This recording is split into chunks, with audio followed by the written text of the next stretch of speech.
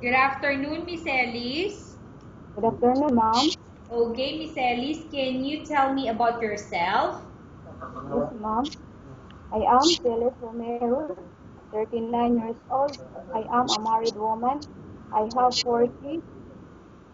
I have four kids, three boys and one girl. Their age is 16, 11 years old, and 7 and 3 years old. That's all, ma'am. Okay, I have a few questions for you to answer, so let's start. Why do you want to work as a maid? I want to work as a maid, ma'am, because of my family. Why you choose Malaysia when there is a lot of other country? I choose Malaysia, ma'am, because it's an open country and peaceful country, because it's offered high salary. That's How are all, you ma'am. qualified for this job? I qualified this job, ma'am, because more experience about housemaid worker, ma'am. Okay, may I know what is your education level is? I graduated, ma'am. You graduated, so may I know, is it a high school or college? College, ma'am, graduate. Okay, what is your recent working experience? My reason is working experience, ma'am, because I have more and more experience about that a housemaid worker, because I work in the Philippines as a housemaid worker. Okay, Miss Ellis, I'm just asking, what is your recent working experience or what was your latest working experience? My latest working experience, ma'am. First, my my my first work there is a babysitter 2002 and 2004, and my salary is and my salary income is 3,500, and and and and and nationality of my employer is Filipino. That's all, ma'am. Okay, so you worked before as a Babysitters, babysitter. That was your latest working experience. yes, ma'am. Have you worked abroad before? No, ma'am. Do you have experience of taking care of baby? Yes, ma'am. And whose I have. baby you are taking care of? Dalia Kobayashi, ma'am.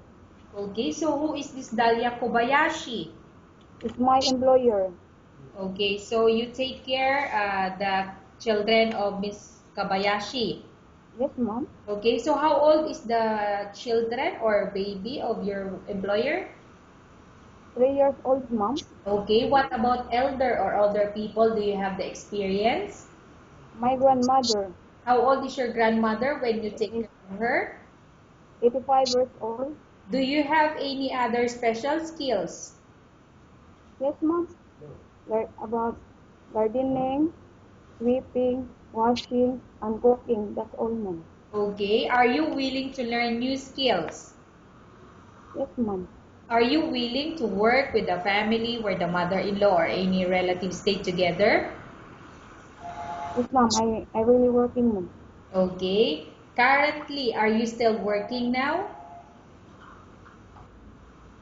No, no, ma'am. Okay. Do you know how to cook? Yes, ma'am. What sort of food can you cook? I cook Filipino dishes, ma'am, like fried egg, fried fish, and fried fried chicken, and also tinulang isda, ma'am. Okay. Are you aware that you will have to do washing, cleaning, ironing, and cooking?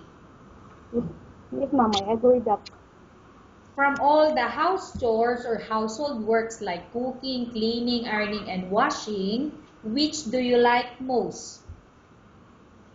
My most, ma'am, is cook washing, ma'am. Okay. If ever you were selected to work in Malaysia, who will take care of your kids? I take care, take care my husband, ma'am. Okay, so your husband will take care of the children. Yes, ma'am. You are not allowed to use handphone during working hours. I agree that, ma'am, because I have rules and regulation about the housemaid worker, ma'am. Okay, so You mean you are going to follow? Yes, ma'am. And follow. Okay. Can you please answer the question? You are not allowed to use handphone during working hours. I agree that, ma'am, because I have,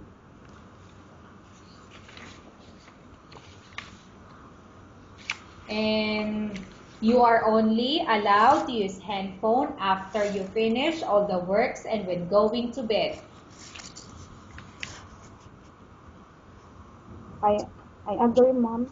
Okay. You are strictly needed to surrender the handphone to your employer in the morning and your employer will return back to you once you're going to bed.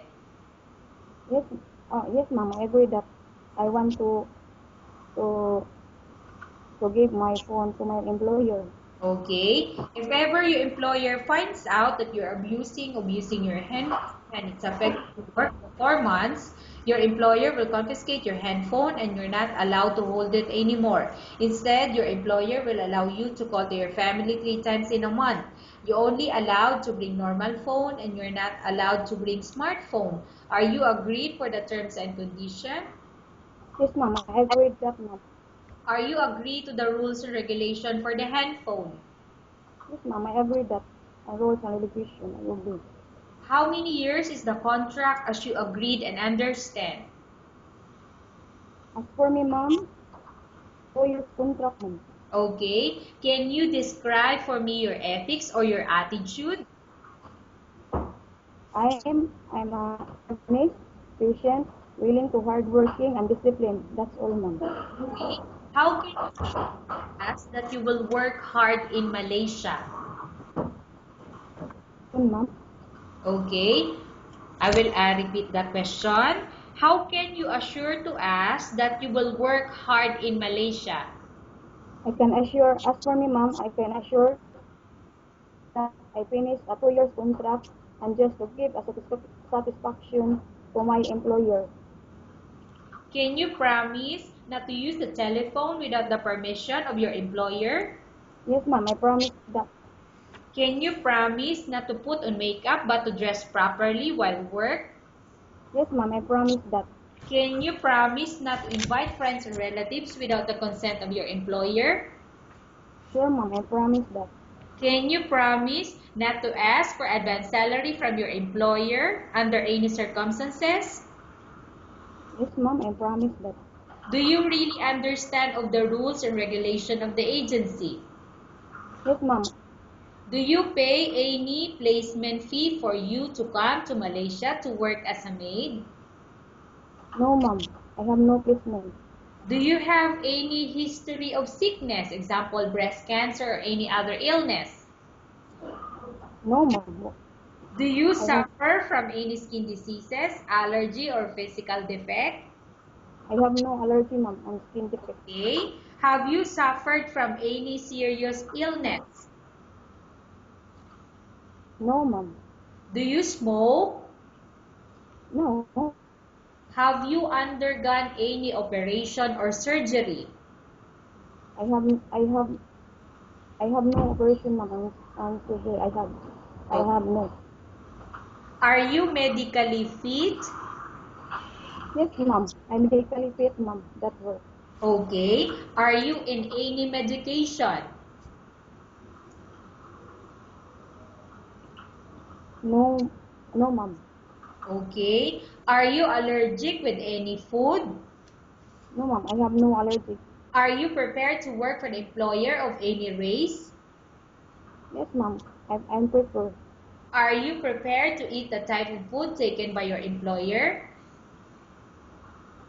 Yes, ma'am. I prefer that. Okay. Are you afraid of being left alone in the house? No, I'm not afraid, ma'am. Are you afraid of dogs or other pets? The dog, ma'am. I Only afraid. dogs. Okay. Can you promise to work according to instruction from your employer? Yes, ma'am. I can promise that, ma'am. Okay. Do you have any immediate family working in Malaysia? No, ma'am. Okay, Miss Ellis, we have finished our question section. Let's go to case study. I have a case study for you and I want you to answer me truthfully. Upon arrival in Malaysia within 6 months, if ever any of your family members pass away, what will you do? Will you continue to work till finish your contract or you will go back?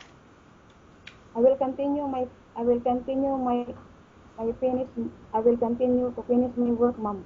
Okay, tell us about yourself and why do you want to work in Malaysia as domestic helper?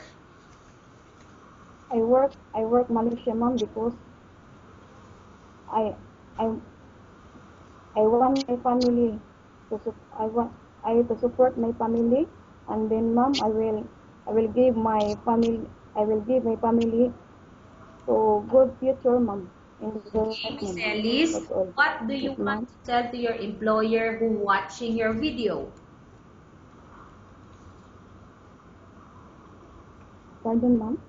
Okay, Miss Ellis, what do you want to tell to your employer who watching your video? I want to tell my employer, ma'am, be a good be a good character be a good character, ma'am, patient, loving, and sharing, not selfish, ma'am. That's all.